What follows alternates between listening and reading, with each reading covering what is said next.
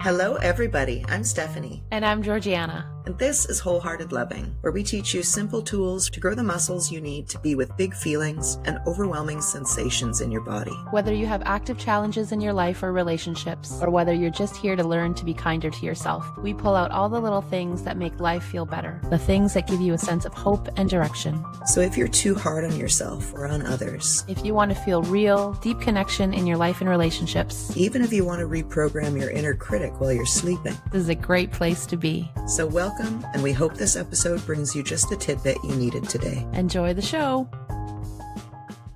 Hello, everybody. Welcome. Today we're going to be talking about your baseline emotional physiological state, what your body has been primed for, which may or may not be ease and flow. It certainly wasn't for us. We'll get into that. You'll be able to find self-reflection prompts for this episode and every episode on our Instagram at Wholehearted Loving. And you can learn more about us and how to practice with us live at wholeheartedloving.com. And we will start, as always, with a body-based self-connection practice. Which one? Are you going to pressure me to choose one? I am. Faster. More. Where is it? We're waiting. Well, why don't we just do what you're doing? I am being a snake. I don't know if my head knows how to move that way. I'm being a cobra emerging from a basket. What am I being? You're frozen, so I can't tell. Okay. You're being a sweet turtle. Oh my God. You guys, she's so cute. Yeah. Oh, you're a sweet little, you could be a newt. What's emerging? A newt is a newt. A newt is a baby frog, isn't it? Or is it its own creature? I don't know. But this is a really neat thing because Steph is moving her, like, it's like you are a total bobblehead. And what are those things, like a genie in a bottle and like those snakes that can move like their heads like that? My body is not primed to move in that way, at least not yet, but I just move it in my own way. Oh my God, and it's so cute. You're like emerging from a turtle shell, little head peeking out, looking all sweet. And so my old self would have criticized myself of, oh, I can't do that thing that Steph can do or that other people can do, or I look like such a fool trying to do this thing that I can't do. And I love that I can be in this place now of my body doesn't move like that, at least not now, but what it can do and what feels good for me is this, and it's different. That's nice. And it's nice in its own way. Yeah. So whatever head and neck feeling emerges, connect with that moment. Yeah. How do you want to move your head and neck?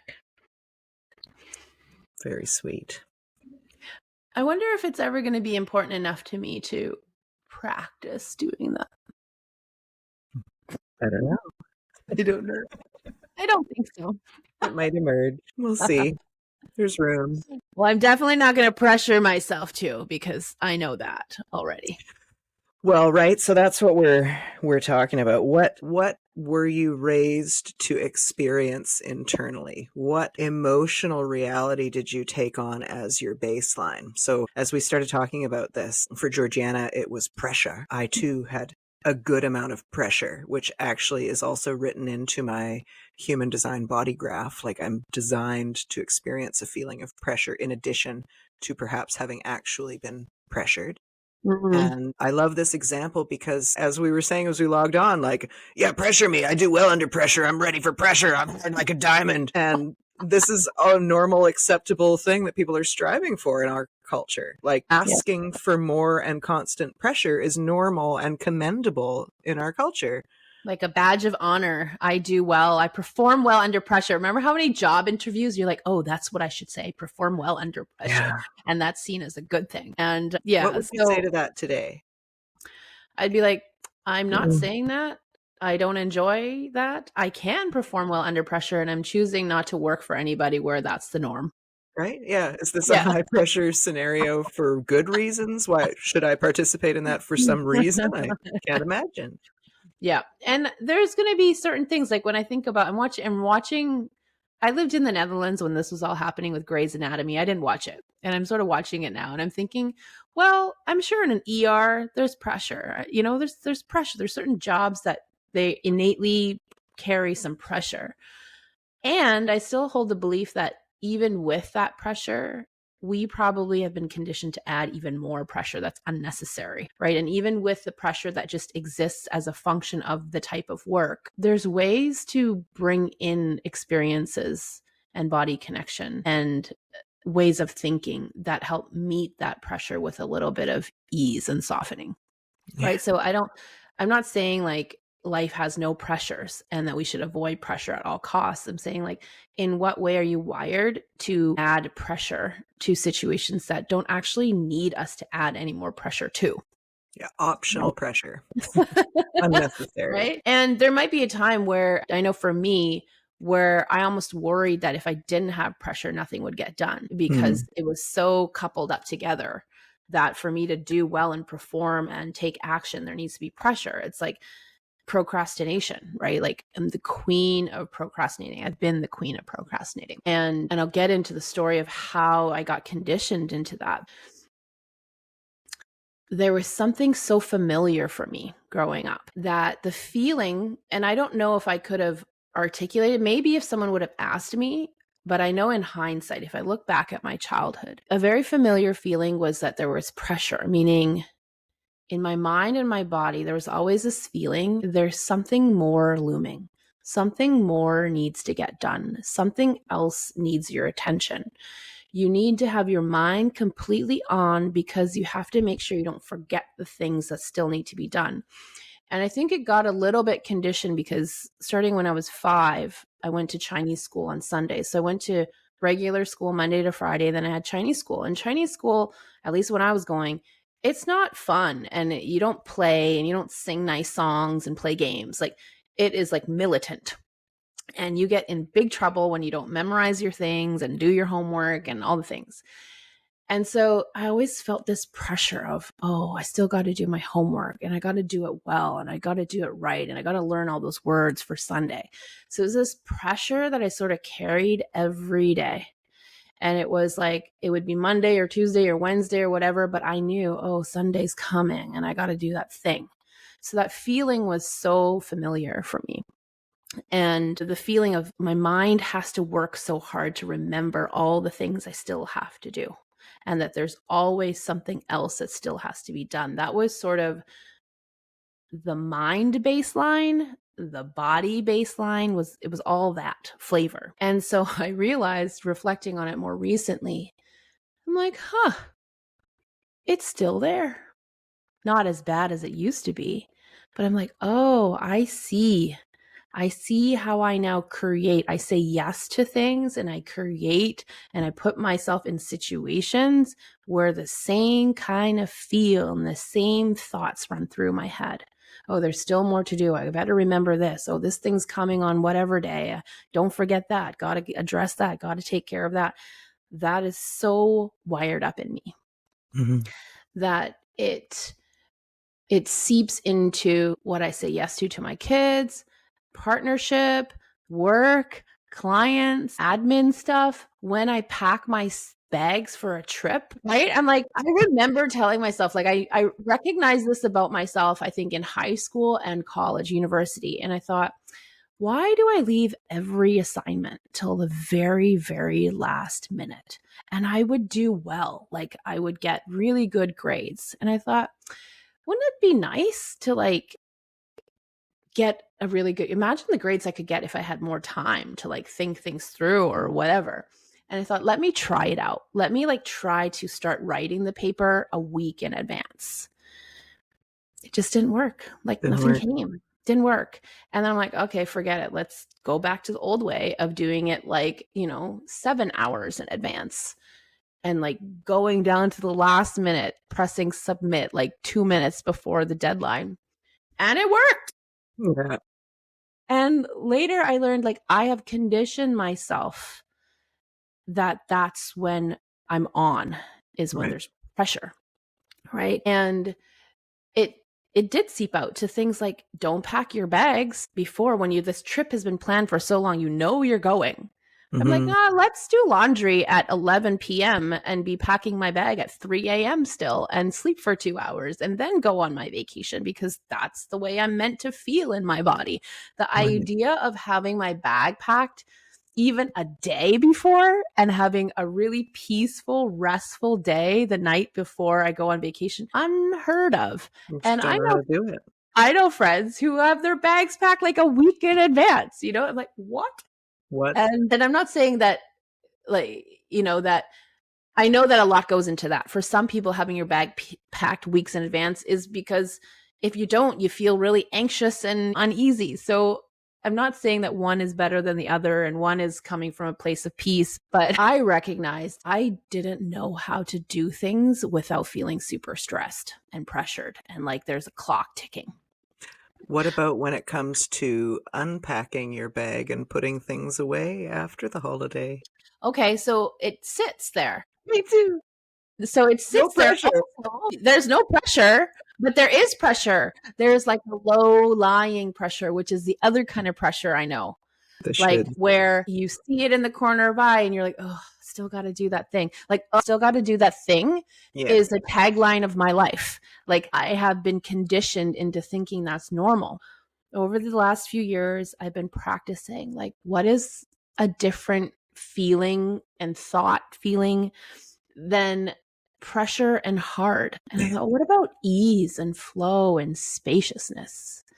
Like, if I ask myself, like in your younger years, you know, as a child, do you remember feeling that feeling in your body predominantly and like in your home, in your head? No, no, no, like absolutely not. Right. And then I fast forward to like young adulthood to like, you know, mid 30s. Was ease, flow, spaciousness ever the body, predominant body feel, or even sometime body feel? No. No is the answer. Is it now? Much more so now. Much more. And and I still have these things where I'm like, oh, I'm doing that thing again, Yeah. where, you know, I don't put the stuff away right away because I know that feeling of walking past it 15 times and having that gut feeling of, oh, I got to do that thing again Right. still. Right. Like that's normal to me that I walk around and there's that feeling. And I'm like, oh, well, I don't really want that to continue to be the norm, which means I got to practice doing some things a little bit differently to create a little bit of that opposite feel. Ease, flow, spaciousness, those are the ones that I want to orient to. And that might mean, like, I even wrote it in my planner, which the fact of using a planner and finding a way that it works for me, my goodness, that could be like 15 episodes long. But anyways, I use one now and I flipped ahead a few days and I said, I'm going to fly on Wednesday. What might it be like to do my laundry on Sunday and have my bag packed on Sunday already? So I'll report back and let you Amazing. know how it goes. But I want to try out that this time on Tuesday night, I might not be up at 3 a.m. Yeah. Yeah. I love that for you. This is one of the things. So ease and flow are actively values that we hold, and our work together, we specifically want to feel easeful and full of flow. So like this is a thing we check in about, you know, when we're scheduling things and G's looking at her wildly packed calendar. She's like, well, I could do this, you know, we could squeeze it in there. I'm like, remember our priorities, right? Is this easeful for you? Do you need to write in buffer time before or after this? Do you want to take a day just to yourself and then we can get to work? You know, like these are things we actively have to do Yes. to build this in, to make these different Yeah. changes. And yeah. I want to talk about using this for ourselves in a positive way. So I'm always on about what are we doing and why are we doing it? So you're describing this unconscious pressure that we've just blankets our entire lives because that's the physiological state we're accustomed to. There's going to be times like with this school report that you had to write where it will be beneficial to utilize that inner system that you know so well, right? If you sit down a week ahead to write the paper and nothing comes, you can plan ahead and go, I know nothing's going to come until the last minute. So I'm just going to schedule the time at the last minute and not be like freaked out about it. I can know in advance, like I'm fully going to do this the day before. So I must not schedule anything before, right? You can remove Yes. any of the Yes. optional That pressures. would be so much more of an intentional way. Like if I wanted to pack my bag at the last minute, if I want to write the paper because there's some sort of adrenaline that helps me focus, fine, do that. But I never I was never that conscious and aware and intentional about it to say, well, if that's how I want to do it, why don't I plan that in? And then Mm, also take some other things off my plate earlier in the days upcoming so that I do have the 10 hours before it's due to work on that thing. And I know that it'll get done, yeah, right? It's not about, there's nothing wrong with doing it, that things at the last minute, but it's, yeah, can you make your life feel a little bit better? feel better. Like, Yeah, do I actually enjoy the feeling of going to bed at 3 a.m. and waking up at 5 to get on a flight? No, I yeah, don't actually. It's not a nice feeling. yeah. But like, am I sharp at 1 a.m.? I am pretty sharp at 1 a.m. on those nights. Yeah, I mean, if it works, it works. If it doesn't, is what we're wanting to look at, Yes. right? And like which parts work and which parts don't work as well, or which parts Yeah. feel okay and which parts don't feel as okay. And there's a man hanging down the side of the building washing the things. So distracting for a Is he moment. single? I don't know. But he just smiled and I waved. I want to say something about the bags because I have the exact opposite pressure. And so I just Okay. want this to illustrate for people how different you are and that that's okay and can be really helpfully utilized. I definitely have the pressure of should pack the bag early, but I also have some conflicting realities. One is that I don't have a lot of clothes. I don't want a lot of clothes. And if I've done the laundry on Sunday and I'm leaving on Wednesday, I've now dirtied the clothes and I'm going to need to do the laundry the day before anyway. So it doesn't make a lot of sense for me to pack well ahead. The other day, so we went away, as you mentioned, we were away. I knew I had to pack a bag. I thought I could do it the night before, but for me, it is easy and simple to pack a bag. It requires no brain power. It takes me 5 minutes. There's no reason for me to feel any pressure or take any action about this at all. I have such different lived experiences. Yeah. What is the weather going to be? How am I going to feel each day? Like, what kind of fabric am I wanting to wear? Because if it's a bit hot, I don't want to wear this fabric. Yeah. Yeah. No, I just have none of that. And I used to think I should, right? So I'm like panicking about something that doesn't actually exist for me. I just didn't know that. So the night before, my housemates are like, "Oh, have you packed your bag?" And I was like, "No." And you can feel the meaning behind it. Like, "Oh, you should have packed a bag. Oh, that's going to be a big rush now." And I'm just like, this doesn't apply to me. But in the past, I would have been like, "Oh, I should have. You're right. I should go. I'll go pack my bag right now." And then in the morning, I'm just sitting there waiting to leave with nothing to do. And I'm Like like, this? yeah, With your I hands do. I'm like like, this. now I'm waiting. My hands go up like this. What next? You know? And there's nothing because I've packed my bag too early. Like, it would be better if I hadn't. Yes, and so really what we're saying is get to know yourself and what works and what doesn't work, and try to be more honest with yourself about what feels good and what doesn't. Right? I don't think I wasn't that I don't even know if I wasn't honest, or like I never even stopped to think or No, feel like what feels good and what doesn't feel good, or which element of this works and feels good and which elements don't. And if they don't feel good and they don't work, like, am I willing to do something to change that? we don't know alternatives, right?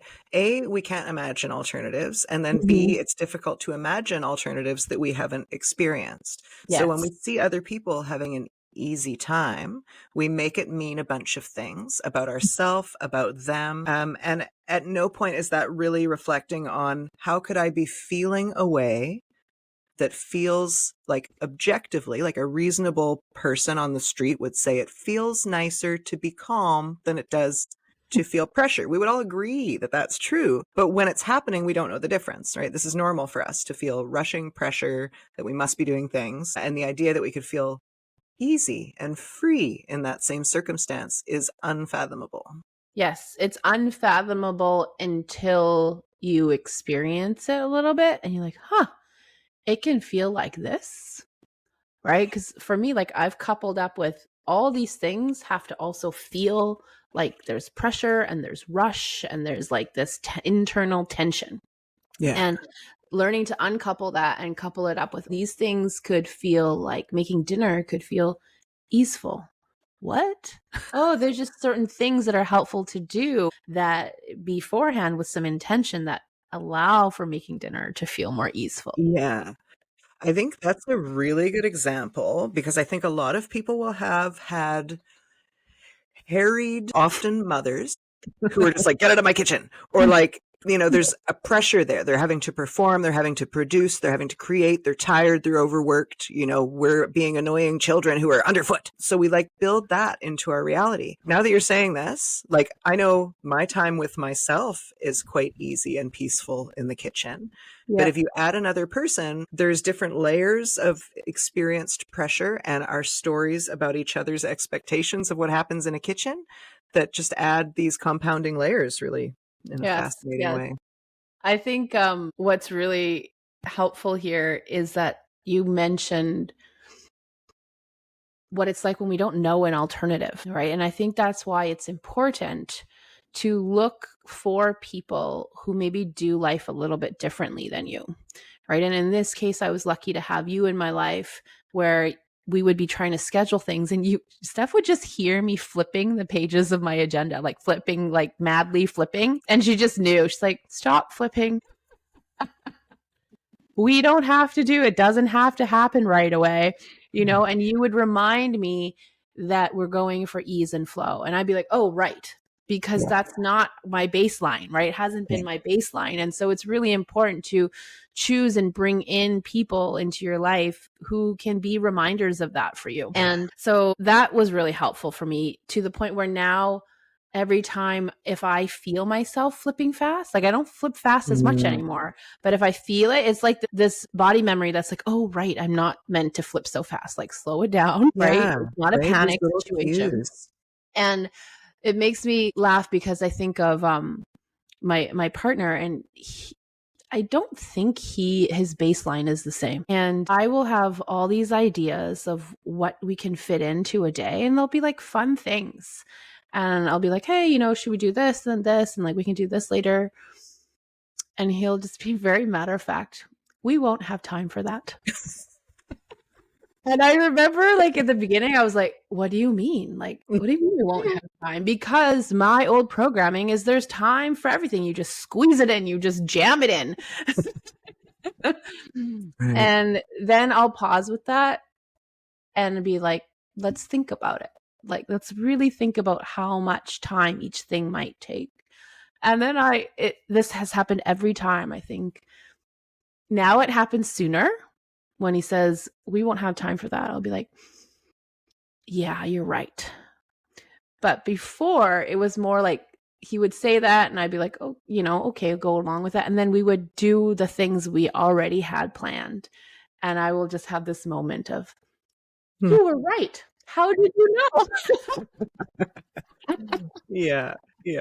This is the thing. And I'm so used to feeling that pressure, squeeze it in kind of experience. And I don't think he's wired that way. And so it's helpful for me to realize oh yeah, if I don't want that feeling, we got to make a few different choices. Right. There's another saying that I once applied to you. And when I noticed I was doing it, I never did it again. This is another common thing. I can hear my mother saying it right now. If you need something done, ask a busy person. And I'm like, you know what? They're busy. And so that used to make sense to me. It was yes, they know how to prioritize. They will do the thing. They will make sure it happens. But now I feel more I want to ask someone who it feels right. This feels like I get some intuitive hit of oh, this person would like to do this. And, if it's spacious for them and in flow, they will agree and it will be perfect. But I used to just default to oh, well, she will fit it in. Yeah, because you knew that I could and I would do it well and it would be fine. Yeah. It would be fine. That now feels very cruel to me. The idea that what went from being a normal feeling now feels like that's actually was thoughtless and cruel of me. And that's a normal thing in society. Yeah, well, because I think we deem those people as competent and capable and resilient and strong, which we are. But I think for a lot of us, we're still operating in this old programming in the mind and the body that for a long time we don't even know is wrong or not nice. I remember people used to ask me or talk about feeling stressed in their lives. And I'm like, I don't feel stressed at all. I don't know what you're, not that I was I don't know what you're talking about. I was like, okay, you feel stressed. That's fine. But I was like, I don't feel stressed. I don't feel anything. Pretty much. It was just so normal to me. Yeah. Right. Yeah. And so we've then normalized also the inverse of this. So if you have to ask a busy person, that means that people who are not busy are both incompetent and unreliable. Like these are the subtexts that we just skate past Well, without yeah, even. I mean, I remember thinking, and of course it was thinking in my people pleasing nice girl days, so I would have never said it out loud, but like people who are not busy obviously are lazy. Of course. Yeah, that's right. And I'm like, you know what? You all can think that at this point if you want to, because I know what I'm doing and why I'm doing it. And I feel good. I feel pretty good. Yeah. Yeah. I wonder if we could talk a bit about how to recognize the unrecognizable. So I'm imagining Okay. this kitchen situation, right? The stress I experienced in childhood kitchens, which I didn't identify as stress, didn't know the difference, thought it was fine, right? But I remember very specifically a friend's kitchen down the block, and it was like night and day kitchen. So in my home kitchen, everything is in its place. We don't get underfoot, sort of thing. In What this does we don't get kitchen, underfoot mean? just don't go in there. Just don't. If someone else is Oh, in the kitchen, just basically, it will be unhelpful if you join them, you know? okay. One at a time kitchen. One at a time kitchen, yeah, Okay. and everything just so, you know, and everything Okay. is in a quick order, and it's a lot of pressure feeling, which would not have been identified as pressure by anyone in the house. Okay. So then I go to my friends down the block, and people are just hanging out in the kitchen, first of all. So it was still rotary phones, so Yeah. with a really long cord. So the older Yeah. teenagers like draped over the kitchen table. This cord is running all through the kitchen. The other kid is washing her hair in the kitchen sink. Blew my mind. I'm like, what? You know, things where it just felt comfortable. But I Hmm. didn't know. I was just like, I just want to be here. You know, I couldn't Mhm. have identified any of the components or Yeah. pressure or ease or any of that. I just knew that I felt better. So if you're listening or watching and you don't know yet what you're feeling in your body, putting yourself in different situations, different places with different people will yield different information. You might see someone having, okay, a hippie comes to mind, like an easy flowing hippie, and you can kind of get that. Like symbolically, it means something in your body. So, yes, extremes will help you notice the difference. Yeah, definitely. That's good to try out. That's I don't know why I'm wanting to relate this to dating. Like I remember when someone framed dating this way, it made so much sense of you're just noticing what it feels like to be in that person's energy and whether you feel good in it or not. Like neat, right? Also noticing, and this is what I've been trying to pay attention to, instead of the shoulds, I should keep my kitchen clean. I should wash the dishes every night. I should make my bed every day. Like I just practice feeling the difference. How does it feel to be in my bedroom when the bed is made? How does it feel to be in the kitchen looking into my bedroom, like just being able to glance in and I see that the bed is made? How does that feel in the body? Right. And I'm not making it wrong. I'm not a bad or horrible person if I haven't made the bed, but I'm just noticing how it feels for me. What is it like every morning to walk into a kitchen where everything is like piled and caked with dirty food and stuff? And I've been there. So it's not like shaming that, like, it's fine. But how does it feel in your body? Does it feel pleasant and good? Does it feel inviting to be in this kitchen? Does it feel like you're ready to make your next meal and you're excited to make it? I remember I'm like, when I used to pile so much in the sink because I hated stuff on the counter, I was like a put it in the sink kind of person. Whereas like my ex was like, don't put anything in the sink kind of person. And like it was interesting. Mm, But I remember putting so much in the sink so the counters would look nice that when I go to do dishes, I gotta like take all the dishes out of the sink. yeah. Right? I'm like, is this pleasant? I'm like, it's doable. And this is the difference between Mm, noticing if it's doable and manageable versus is it pleasant. There was that question never crossed my mind before because it was totally. like, if it's doable, it's fine.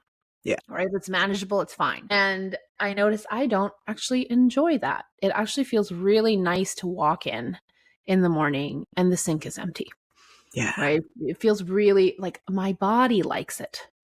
And Hmm. so what I've been practicing is not telling myself you need to wash the dishes tonight or you need to whatever clean the kitchen. It's how do I want to feel in the morning when I walk in here? I want to feel this way. Okay, let's take that extra few minutes and like do that. Yeah. You're describing rewiring your incentive structure internally, right? So Mhm. the incentive to do the dishes used to be shame, shame and shoulds. And the new incentive that you're programming yourself for consciously, and which we can all do, is good feelings. Seems Yeah. pretty obvious. Yeah.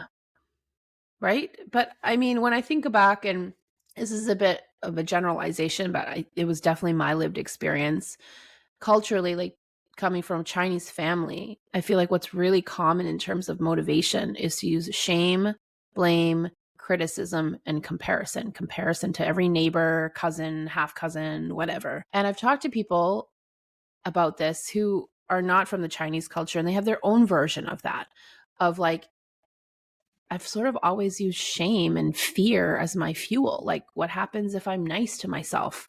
Like, how will anything get done? And it's like a total rewiring, And it will get done, and it will get done easefully and in a much more pleasant way. I think there's also some generational stuff with this too. Like, we used to have times of much more scarcity, and shame and should structures and fear-based incentives kind of make more sense in that context. They make less and less sense today. Yeah, I mean, I feel like I really love this this quote I think I read when my children were young. It was out of a parenting book, and it said something like, when did we ever get the idea that in order to make someone do better, it's best to first make them feel worse? Like, yeah, you see that causal effect, but like it has a lot of detrimental impact also, and it's not sustainable. And like, I'm going to go out on a limb and say most human beings want to feel good, want to feel good about themselves, want to feel good in relation with people. And you're going to work harder and be more dedicated and be more loyal to, situations and people where it feels pleasant to be around them. Yeah. And you feel good about yourself around them. Right? Yeah.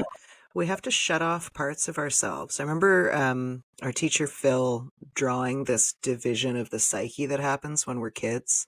At some point, we realize we're going to lose connection or lose something, lose face, if we don't, hide parts of ourselves, act some way that we think we need to act in order not to lose the connection.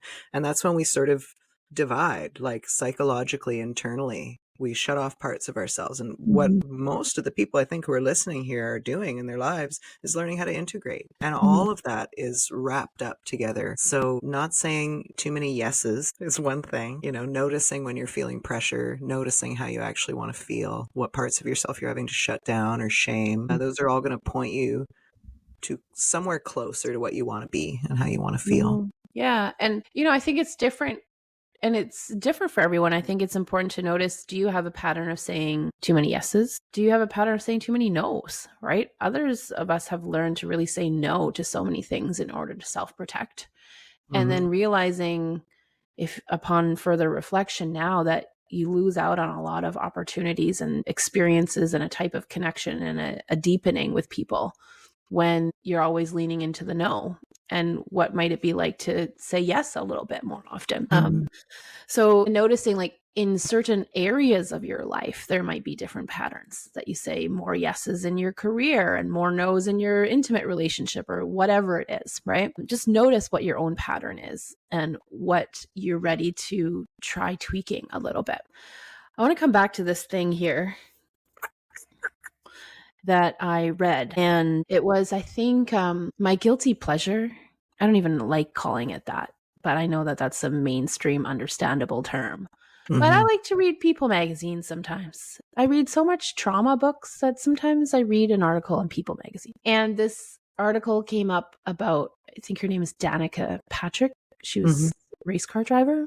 Yeah. And she talked about her past relationships or something like that. But one thing that I noticed in something she said, she said something like, I was so used to hard in my life. Like, I know how to do hard. I'm good at doing hard.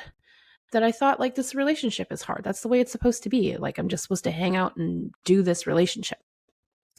And it made me think of, in my life, pressure and hard felt normal. Pressure, hard, stretching myself thin, not enough time for anything felt normal to me.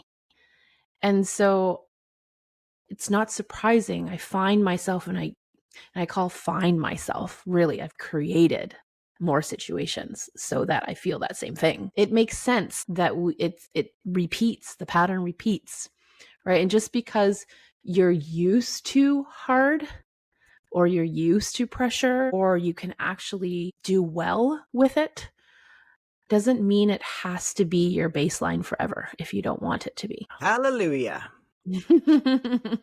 There's been a lot of conversation this week between us that involves the choosing of contracts. It makes it so easy to think about this in this context. Like, if I give you one contract that says everything in your life is going to be full of pressure and hard forever, or you can choose this one where you get ease and flow, which one would Yeah, you like to choose?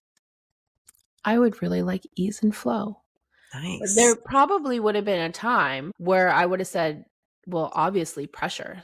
Like that's how you Mm. achieve the most and be the best and whatever, whatever. I remember being asked by a supervisor when I was in university doing my internship. Bless this lady. I think she felt sorry for me, but she said, well, when are things good enough? When do you know things are good enough? And like me, I was like in my mid 20s at the time, still very much in my old conditioning. I'm like, well, things are never good enough. They could always be better. Right. And that was what I was taught. Things can always be better. You can always work harder. You can, all the Yeah. things like almost that you don't want to not always be pushing yourself to be better because God forbid. And like, what would that mean? Like you would be not good and like a lazy lump on a log if you were not always striving. And I don't think I realized it until years later that like probably something, you know, something happened inside her listening to my answer. And I think she always such a sweet lady. I think she always tried to help me, I think, open up that pathway. I don't think I Mm. was ready yet. Yeah. But like the look on her face and the inflection in her tone did stick with me of like, is it possible I got this wrong? Wrong. Yeah, right.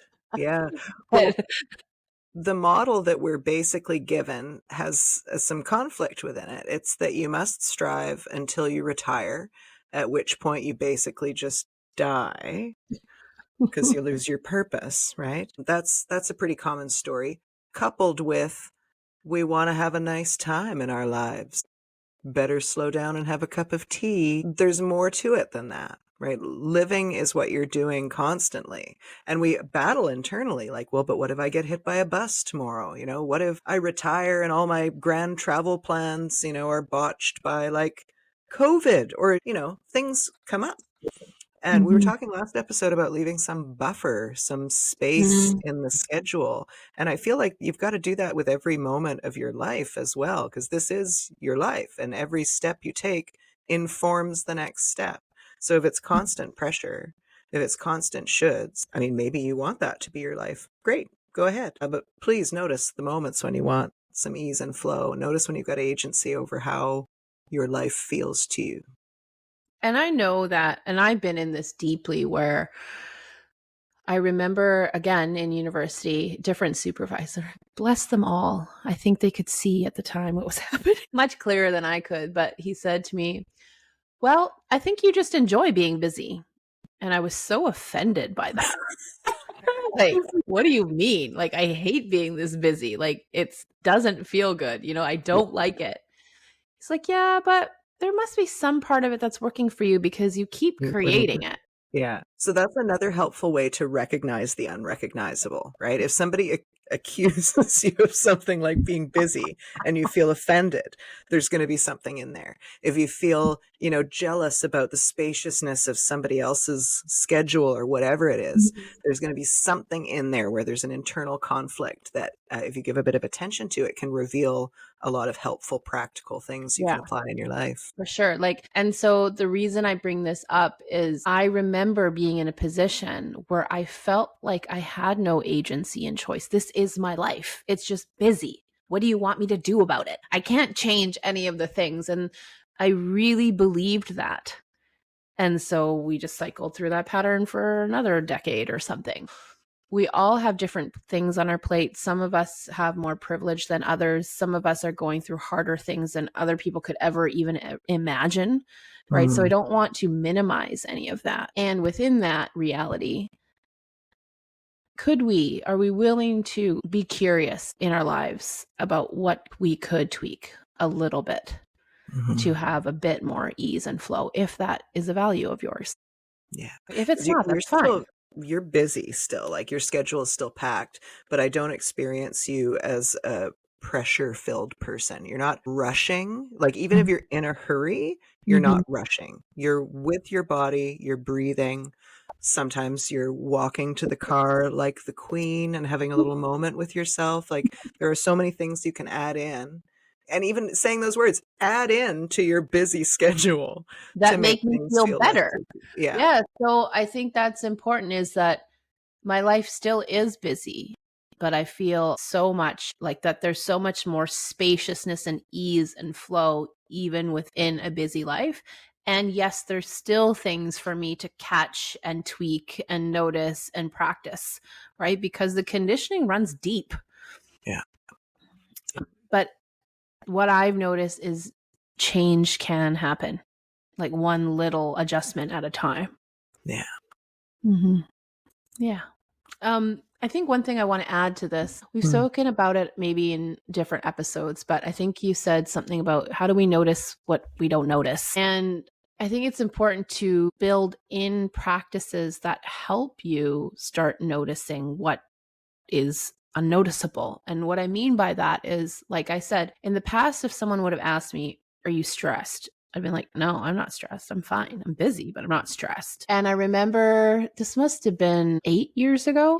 There's a story to this, but not for today. I enrolled in a yoga teacher training, although I had no intention to ever become a yoga teacher. But I loved what this woman, Maitreya yoga teacher, she was teaching.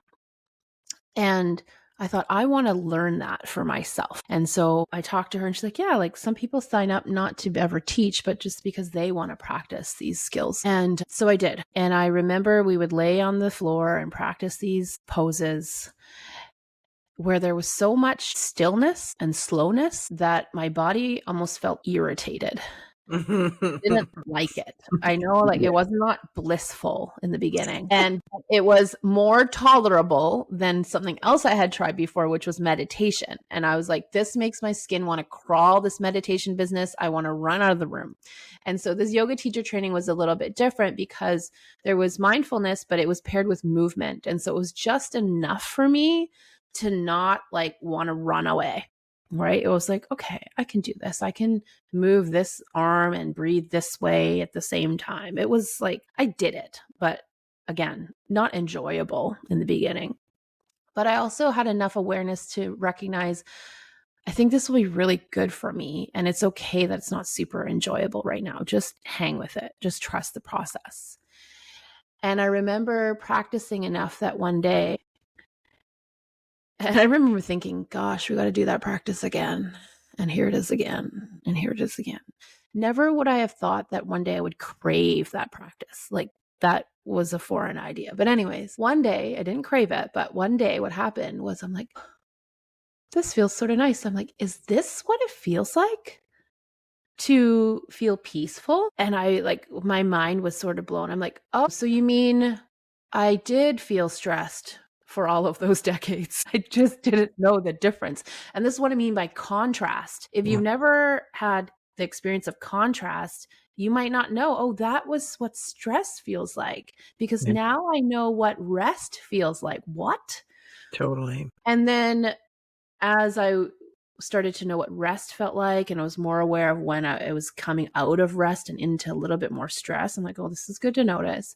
And then over time, rest became familiar and pleasant, and slowly I started to crave it. And that really was the beginning of, like you said, rewiring this whole incentive structure. Yeah. Of, oh, I want to feel more of that. Yeah.